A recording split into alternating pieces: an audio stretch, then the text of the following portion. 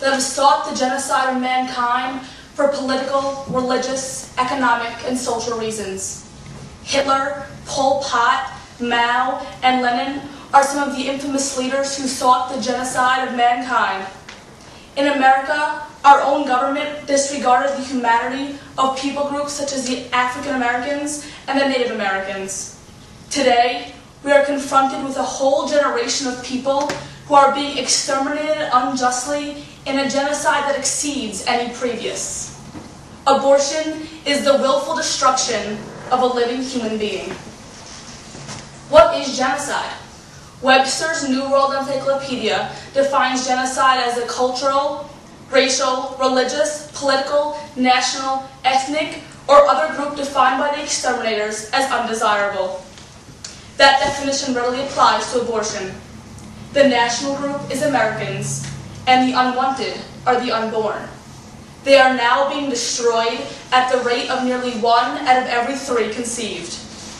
In the United States, there have been over 40 million abortions since 1973, 1.37 million yearly, or approximately 4,700 per day. Only 1% of all abortions occur because of rape or incest, 6% of abortions occur because of potential health problems regarding either the mother or the child, and 93% of all these abortions occur for social reasons. The child is unwanted or inconvenient. We have seen an entire generation of people destroyed in a genocide. Proponents of abortion act on the conviction that what is being aborted is less than a living human being. The historic Judeo-Christian view has been that life begins at conception, and only in our modern culture has the concept that an unborn child is not yet a living person been advanced. The decision of Roe v. Wade by the court in 1973 legislated the concept of a woman's right to privacy. In its decision, the Supreme Court held that an unborn child is not yet a person. Roe v. Wade was not unlike the Dred Scott decision, which stated that African Americans were property. In his medical textbook, Abortion Practice, Warren Hearn compares the unborn child to a parasite. Parasite was the exact word Hitler used to dehumanize Jews in his grotesquely anti-Semitic Mein Kampf. Slurs of this sort paved the way for Hitler in 1935 to sign the Nuremberg Laws, which codified the exclusion of Jews from German society. The next year, Germany's highest court would legalize the Holocaust. It then became legal to kill Jews. The U.S. Supreme Court's decision in Roe did the same to the unborn, ruling that the word person does not include the unborn. It then became legal to kill unborn children. What meaningful moral distinction can be drawn between the extermination of a newborn Jewish baby and the killing of any contemporary unborn baby? In our own day, the argument that pro-choice activists use to justify the killing of unborn babies is that a child in the mother's womb is merely a fetus. It is anything but a living child.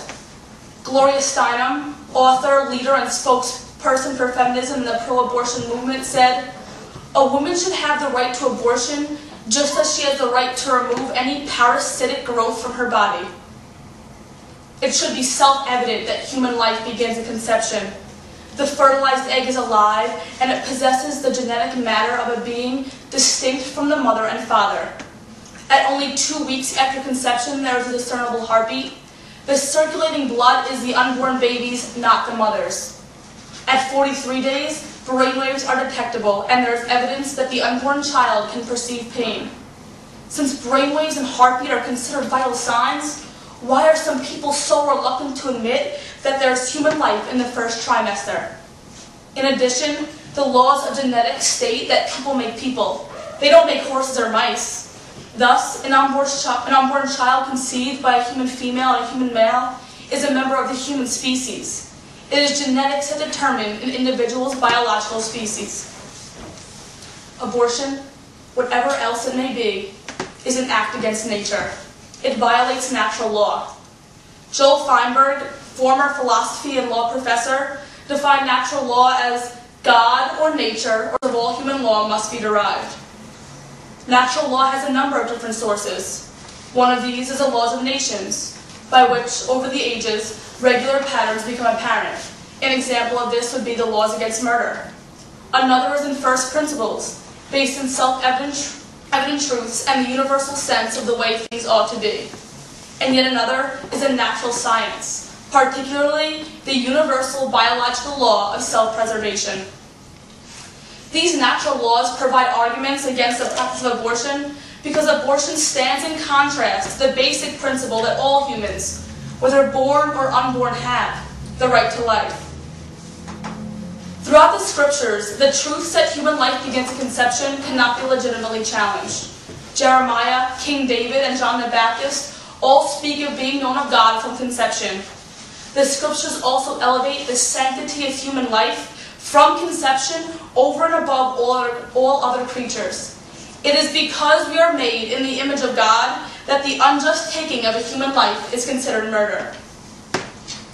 It is easy to destroy life when it is deemed inhuman. It is also difficult to acknowledge our own responsibility for genocide, not unlike that citizen of Germany in the 1940s who allowed the destruction of nearly 6 million Jews. In our nation's own history, we too have witnessed the abuse and the slaughter of Native Americans and African slaves. And we likewise now struggle to rationalize our abortion brutality.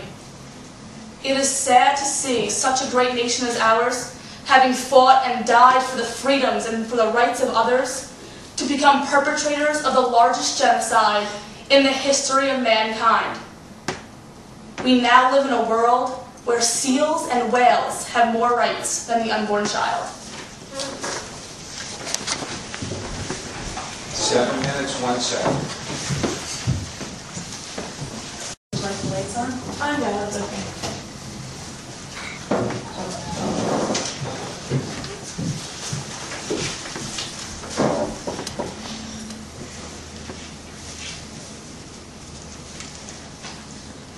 I was an emotional wreck. The following day, I was sad, empty, numb.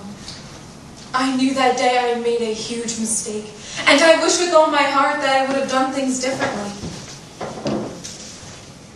Carrie Camilleri from California spoke these exact words the day after she had her abortion. Clearly, we can hear from this statement that the experience of abortion has a great impact upon a woman's life. I can only imagine that these feelings of sadness and regret will stay with Carrie for the rest of her life. So why would a woman have an abortion? Perhaps she was a victim of rape or incest, or her health was endangered. Or perhaps she was afraid that she wouldn't be able to financially support the child. While this is possible, Planned Parenthood has found that only 1% of abortions are a result of rape or incest, and only 6% are due to possible health issues. Women considering abortion should also be aware that, although raising a child is a large economic burden, the United States has a welfare program to help aid single mothers in raising their children. The U.S. also has a program called WIC, Women, Infants, and Children, to help single mothers buy food for their babies, such as milk, eggs, baby food, and formula. But what if a woman is just not ready to be a mother? 47 states and Puerto Rico have enacted safe haven laws to allow mothers to safely and anonymously abandon their babies. In addition, there's always the alternative to put the baby up for adoption.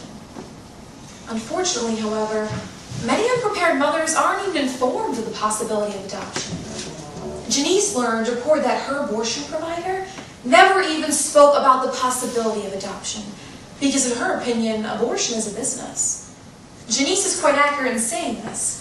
According to the Wall Street Journal, the industry of abortion makes over $450 million a year. Carol Everett, who used to own and run 4 profitable clinics, says that clinics don't make money when women have their babies. They make money when women abort their babies. So what makes abortion so bad, so immoral, so appalling? Abortion is essentially murder. Life is a sacred gift God gives to us. It should be respected and honored, appreciated and revered. In chapter 32, verse 39 of the book of Deuteronomy, God says, "It is I who creates both death and life.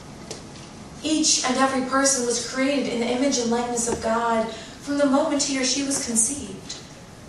Archbishop Pilsark wrote in his book, 12 Tough Issues, that everyone possesses dignity, and everyone belongs to God, including the unborn.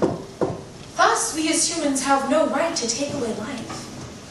One of the first writings of Christianity, the teaching of the 12 Apostles, comes right out and says, "You shall not kill the child in the womb, or murder the newborn infant." The Islamic religion believes that life begins at conception, and the Hindu religion describes abortions as the greatest of sinners.